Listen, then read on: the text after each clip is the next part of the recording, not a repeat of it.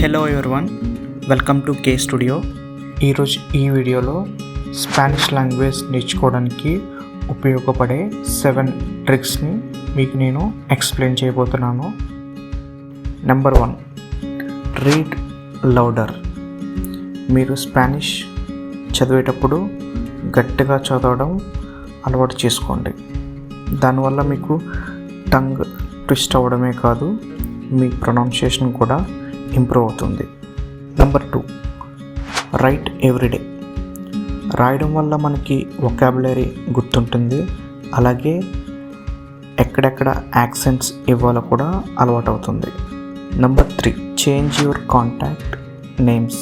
మీ ఫోన్లో మీ కాంటాక్ట్ నేమ్స్ని స్పానిష్లో అప్డేట్ చేసుకోండి. ఫర్ ఎగ్జాంపుల్, మీరు బ్రదర్ అని సేవ్ చేసుకుంటే దాన్ని ఎర్మానో అని, ఫ్రెండ్ అని సేవ్ చేసుకుంటే దాన్ని అమిగో అని అప్డేట్ చేసుకోండి. ఇలా చేయడం వల్ల మీకు ఫ్యామిలీ వొకాబులరీ మొత్తం గుర్తుంటుంది. ఫ్యామిలీ ట్రీకి సంబంధించి మన ఛానల్లో ఒక వీడియో ఉంది, దాన్ని డిస్క్రిప్షన్లో ఇస్తా, ఒకసారి చూడండి. Number 4, use in your day to day life.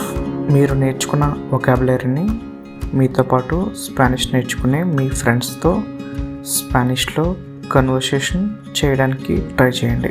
అలాగే మీ వాట్సాప్ కన్వర్సేషన్స్ కూడా మీరు స్పానిష్లో చేయడానికి ట్రై చేయండి. Number 5, sticky notes.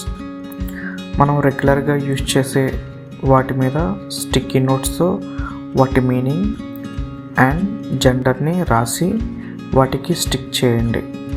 అప్పుడు రెగ్యులర్గా వాటిని చూడడం ద్వారా కూడా ఆ వొకాబులరీని ఈజీగా నేర్చుకోవచ్చు.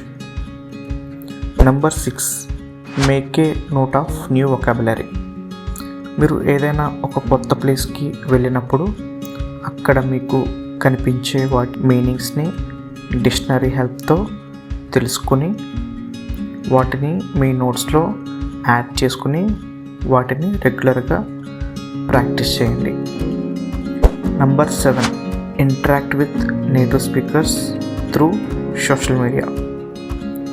Facebook, Twitter, Insta and hello talk. వీటి ద్వారా మీరు నేటివ్ స్పీకర్స్తో ఇంటరాక్ట్ అవ్వచ్చు.